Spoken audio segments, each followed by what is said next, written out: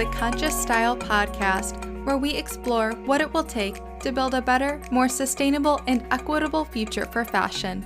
I'm your host, Elizabeth Joy. Now let's dive into today's episode.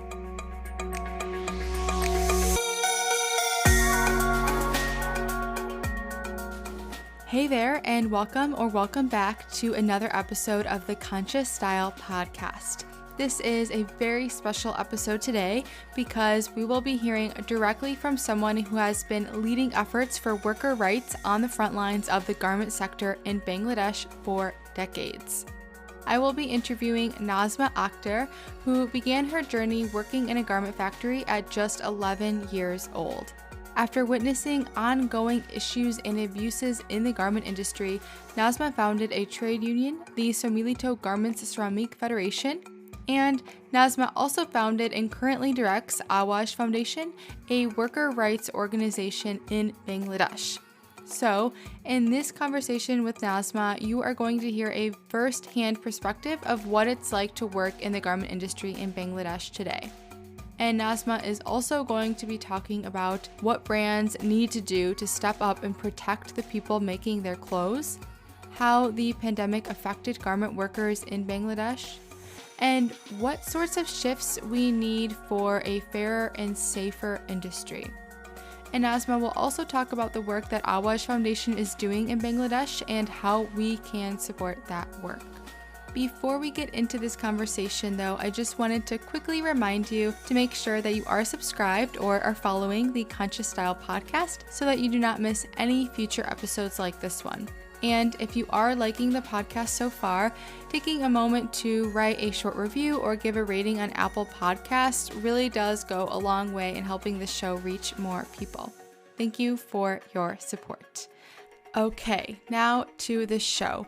I want to just let you know up front here that there is a bit of background noise in this interview, so if you prefer to read this interview instead, or if you'd like to read along while you listen, there is also a transcript of this episode linked in the episode description, and there also should be a transcript in the podcast app that you're listening on. All right. Now you are going to hear Nazma starting us off with an introduction of herself, her work, and why she is so passionate about fighting for worker rights. I'm Nazma Akter. I started work in the garments factory when I was 11 years old with my mother in Bangladesh. And from that day till now, I'm fighting in Bangladesh for ready-made garments workers and global supply chain and fast fashion. And we have a lot of challenges and difficulties we are facing in the fast fashion because most of the brands come from the USA, Europe, America, UK, Australia, Canada for the cheap labor, and Bangladesh is one of the lowest wages in the supply chain, where garments worker salary is less than $100, and mostly women's workers are working and they are coming from the countryside. So the long working hour, 10 to 12 hours work, 7 days a week, many cases, gender-based violence, harassment, abuse. Also, they have no job security and no job protection. A lot of big issues to address in the fashion industry. As we know, most of the people who buy fashion, particularly fast fashion in the world, in the US, in countries in Europe and elsewhere, are very detached from who makes our clothes. And so I think that this conversation we're going to have is so important to get your firsthand account of what it's like to work in the garment industry in a place like Bangladesh with your own personal experience, as well as what you know from leading union efforts and running a nonprofit that works with thousands and thousands of garment workers in Bangladesh. So you touched on this a little bit, but could you paint a picture for us what it's like to work in the garment industry today in Bangladesh? Mostly young and teenage people are working in this sector. They are coming from countryside when they're age 15 or 16 or sometimes less to urban to work for fast fashion. And they are coming with their maybe some relative or neighbor or maybe sister or cousin and start work as a swing helper or different assistant kind of job. It is not happiest job, but in Bangladesh we don't have alternate job opportunity for the poor and less educated people. So garments job is important, but this job is not give any value, any respect, any dignity. This job always exploiting and exploiting.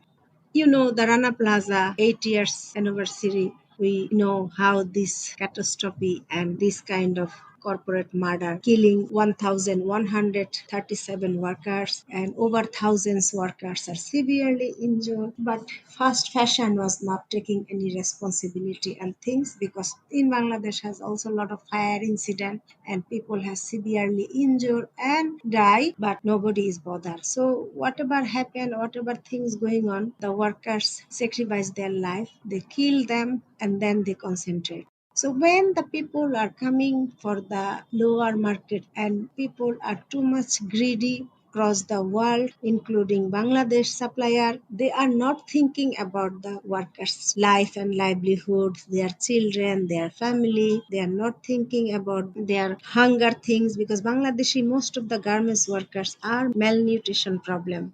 They don't have sufficient food. They don't have proper housing and shelter and sanitation and drinking also. Many of the garments workers, many of them are single mother because their husband are cheating, fake address, fake marriage, and then after they found the man has another wife or children, or man is loving with other girls and left them, and those are the children women need to be take care and all the responsibility. And the maternity protection is also one of the bad things happen in Bangladesh. Some factory they care about the workers' maternity protection and try to give their benefit also, but many cases also not. But the big challenge is what we face the daycare center. Garments workers when they have baby after 2 months they need to come back to work and they send their children in countryside and they have no breastfeeding rights and the children are staying with the family, grandma or aunt, whoever. It's also not good for the workers. It's not good for the children's mental and physical growth because at least 6 months you have to breastfeed. Other hand, the girls who is coming to back to work in the fast fashion, she also mentally very disturbed and mentally absent because her children is sick. And it's also badly affect children's life. When they're working in the factory, too much workload, production pressure, they give target, need to fulfill. If they cannot fulfill, the boss is yelling, screaming, also shouting, sometimes also physically assault. Or many cases also they cut their overtime or financial deduction. Gender-based violence also very easy in the factory because the women's are earning very low wages. Also, the women's are the labor force. The men are the boss. So when people are hungry, when people has not sufficient food and sufficient things, easy to exploitation. That is why boss are asking, I will give you this, I will give you this, and come with me, and mutually sexual relation also happen because they have not alternate choice. Many cases the girls doesn't want that, then boss is creating problem. She's not good worker, she's not good performer, she's not a well behavior, and many excuse then need to leave the factory. And also the brand, they are also not much look after even as all. Wow. Yeah, a lot to unpack there and really sit with. But something that I think is important to dive deeper into is that you called the 2013 Rana Plaza factory collapse in Bangladesh a corporate murder rather than an accident. And that language that you used really points to how brands are so complicit in these unsafe, unjust, and really exploitive conditions happening in garment factories today. So, what do you think that brands, with their power and their financial capabilities, what do you think that they need to be doing to protect the people making their clothes? The brand should be take their responsibility and they have to implement the international standard and their code of conduct and the UN guideline, whatever we have. And brand should ensure living wages, freedom of association and collective bargaining, and no harassment, no abuse. and also safety, because now we have the Bangladesh Accord, but we wanted to continue Accord and also international legal bindings Accord for the safety measure. The brand should give the fair price and then workers should get their fair wages, because that should be commitment. There should be things, because a brand are so over profit they're taking, supplier also, but our workers are hunger, our workers are beggar, and the Rana Plaza, Tajrim, all the accident or murder happen, and they need to sacrifice their life. So peaceful industrial relation and how the workers get a better standard their livelihood and their living condition, and that is why they need to plan and properly design the action plan for how the workers should not be hunger and not be cheated by anyone. That is why need to be responsible business, transparency, accountability also very important, and adequate daycare center is very important, because our women are leaving this sector due to lack of daycare center, and workers friendly workplace also very important. Absolutely. So you mentioned the Bangladesh Accord. Could you give us a bit more background on what that is for any listeners that might be unfamiliar with that?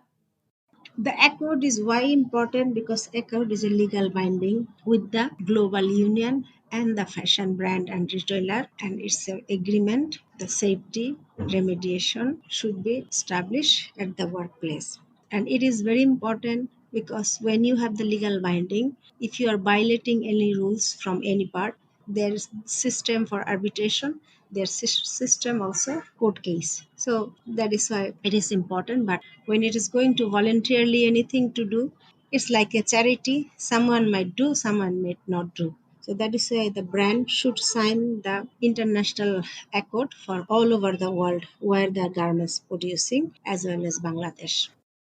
Yeah, I think that's a really good analogy of brands' voluntary commitments being kind of like charity. Some brands might do it, others, most, will not do it. And so we really need that legally binding aspect there to actually protect workers.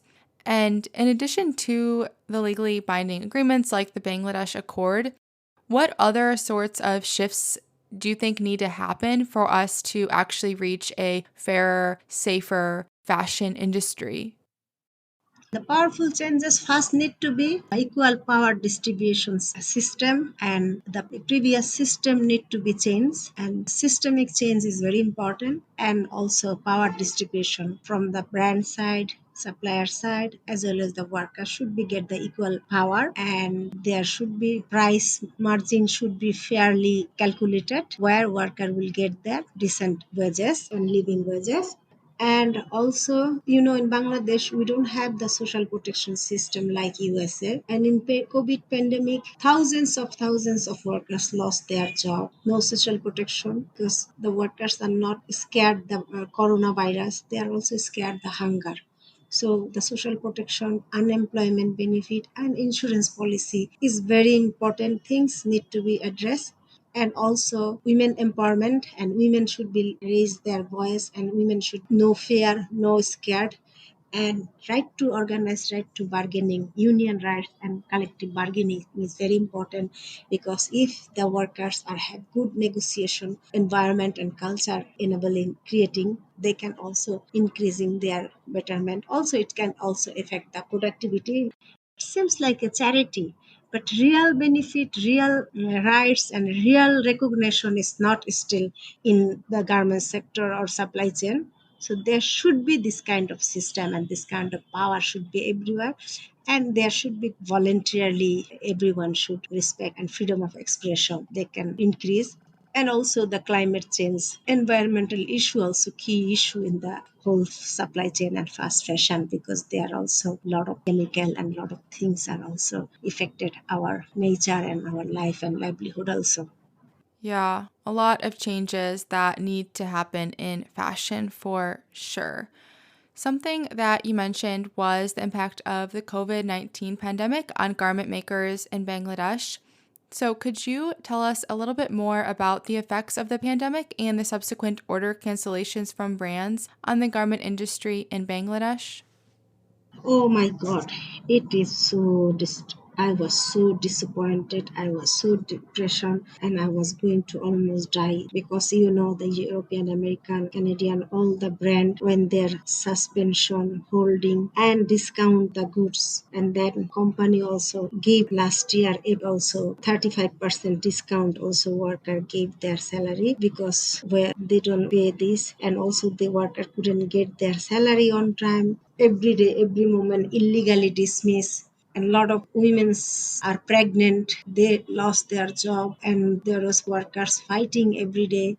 And when the workers job has gone, the single mother are under pressure because many factory also closed down due to order cancellation, also so-called bankruptcy. When the bankruptcy happen in Europe, America, then our company will not get the pay, the bill. So that also our workers life also threatened. And normally the brand are paying the bill 45 to 80 days, but last time they gave the bill 80 days to 145 days.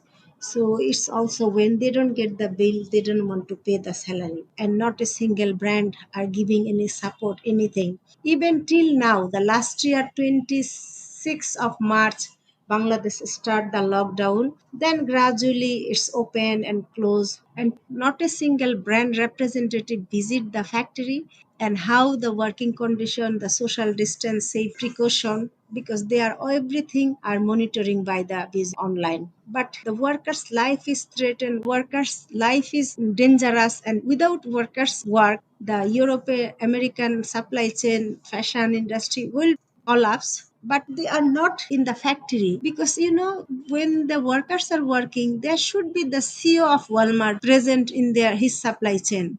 The supplier who is producing for the Walmart or other company, they should be in the factory, but nobody is doing that. Nobody is going to do that, but they are going to do that online.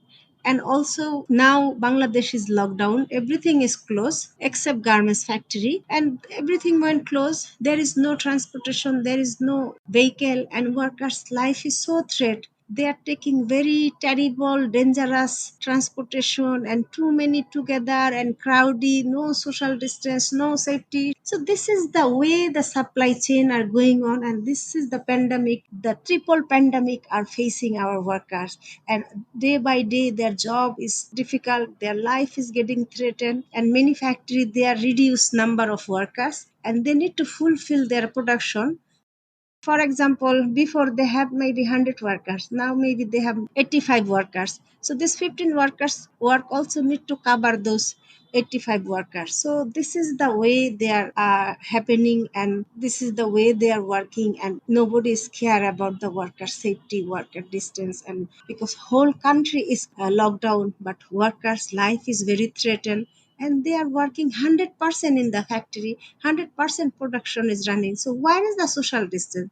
Where is the worker safety? Where is the isolation? Where is the commitment? What will be the compensation? What is the risk benefit? What is the risk allowance? Where is the protection, social protection?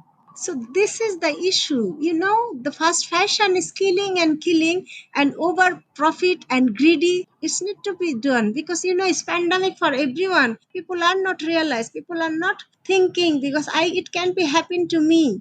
Also, the business and politics are together like Bangladesh. 80% business people are in parliament members. Some of the garments owner are the minister. Even you can see American government, Donald Trump, everywhere. The business are so powerful. This capitalism, globalization, neoliberalization, and also artificial intellectual robot is killing all the human things. Even the auto machine also reduce women's job in the garments factory because the women are lower position and lower job is declining due to artificial intellectual. So nobody is thinking about the workers, and nobody is thinking about that because everyone is selfish. But without them is not running the world, but nobody is care about them. I think that summed it up so well. Garment makers are fashion's essential workers, and yet they are so consistently undervalued, underpaid, and really left unprotected. But as you mentioned, many governments are really in the hands of the businesses, whether that's the factories in Bangladesh or the fashion brands in the US and Europe. So, where can we go from there? Like, how do we actually drive change and hold the fashion brands and factories accountable when the people who are supposed to be holding them accountable, i.e., the officials that we elected into office, are not doing their job and maybe even don't have the motivation to do so given those connections? Like, what can we do? Business, you need to be invest and you need to be profit. If you are not invest, if you are not care about your cars, it will not long term lasting and long time sustain. So that is why you need to do. Also, the government are committed to achieve the sustainable development goal agenda 2030. So if we want to achieve those goals, no one can behind. If someone behind and someone in front, it will not work. That is why the brand has to take their own responsibility to protection and safety is there, because this in supply chain is their worker, their people, their goods. So they have to be responsible for this and they have to be accountable. That is why we need solidarity, we need support from the different stakeholder, union, organization, student, consumer, women's activist group. Everyone need to be raised voice for this legal binding and accountable system need to create it. Also we need to be put pressure different government, and also we need legal penalties and due diligence system, because when our workers have any protest or any demand, they are blacklisted, they lost their job, they arrested, and a lot of things happen. But when the brand are creating a mistake, supplier doing mistake, even the Rana Plaza 8 years anniversary, because if our workers are murder anyone, they will be in punished, they will be in jail. But Rana Plaza collapse, the thousands of workers injured and died. But where is the punishment? Where is the system? That kind of system need to be established, and brand should be also accountable and also penalize legal charges. So this kind of system need to be adapted. Yes, absolutely. And you are doing so much important work in this regard. So, could you tell us about your work and the work of Awaj Foundation and the Somilito Garments Shramik Federation Union? Awaj Foundation is a grassroots workers' rights organization. So we focus on the three area: leadership, freedom of association, collective bargaining, living wages, and gender-based violence, the key issues. And we are trying to empowering and creating women's empowerment and leadership, where they can bargain and they can organize their own union. We have area legal aid support, health, training, emergency relief, and also cultural program. So we mainly educated workers about their rights and responsibilities, labor law, health, nutrition, financial management, all kind of area. Also, we are educated to management, grievance handling mechanism, conflict, dispute, and trust building. So we are working very much responsible way to how the company and workers are believe and trust each other and make better. So we have various awareness training, and also we organize, and mostly we our policy 80% women should be in the union and union member. So that is the way we work. And we have over 60 union, we have 14 collective bargaining, and fewer in pending.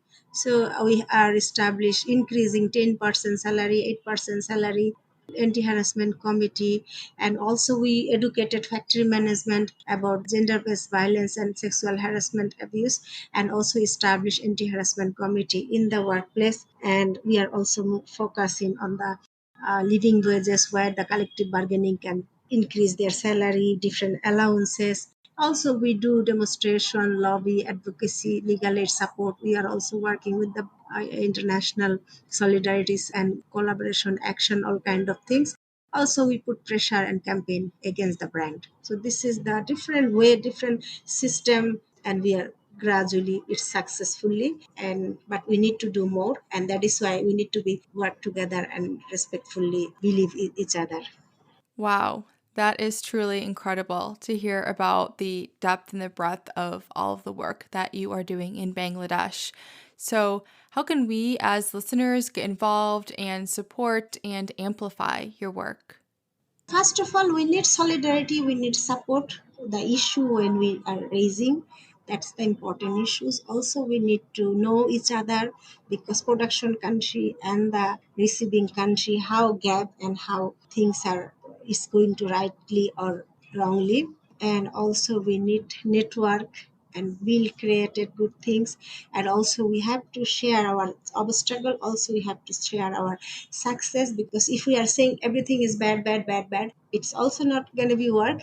If we are saying everything is good good good, it can be not work. We need to be balanced. And also our foundation is receiving foreign donation. If people are interested for legal aid support, awareness training, or emergency relief in pandemic, many of them are lost their job. Many children are also affected when they have no sufficient food. Also, people can write a nice article and people can do so many good things about Bangladeshi garments worker history. So many way we can work and many way you can support. And also we have GoFundMe account for the direct support for the garments workers. So if you are interested, also you can see and you can visit our website and you can get more interesting thing. Any kind support, we are more than happy and welcome everywhere, whoever support from there within their limitation. Yeah, there really is something for anyone who wants to get involved. And I will link everything, the Awaj Foundation website, social media pages, the GoFundMe, and all of that in the episode description and the show notes for listeners to check out and learn more, maybe donate. But for now, I would love to close out this really powerful conversation with one final question. And that is, what does a better future for fashion look like to you? The next generation, the workers, like their children should be get right education. Living wages is important, and food, clothes, housing, health, education, recreation, and savings is very important, and that should be addressed and that should be ensuring in future. Otherwise, I don't see in the things, because our workers are malnutrition, their children also malnutrition, and future of work and future of automation also kill the people's job. So that is why skillness, education, or how to compete it with the artificial intellectual. That is why the women's voice, women's empower, women's and next generation of children's, their betterment of education and good job, they can creating a good environment and love. And that's a wrap for this episode. Be sure to take a look at the episode description in your podcast app for the links referenced in this episode, as well as the various links to learn more about today's guest. For the full transcript of this episode, you can head on over to consciouslifeandstyle.com and navigate to the podcast section of the site. The link to the full show notes should also be linked in whatever podcast app that you are listening on. If you would like to spread the word about this show and help the content reach more people, you can share the episode or podcast with a friend, screenshot this episode and share about it on Instagram stories, tagging at Conscious Style. And if you are listening on Apple Podcasts, something that really helps is to leave a rating and review. Thank you in advance for supporting the show in whatever way that you can. For more conscious content, you can subscribe to our weekly newsletter, The Conscious Edit. In this newsletter, I share recommendations for reading, listening to, watching, and much more. To get on that list, you can head to consciouslifeandstyle.com/edit. And the link to subscribe will also be in the episode description. Thank you for tuning in to the Conscious Style podcast and sticking around until the very end. I'll see you again, same time, same place next week.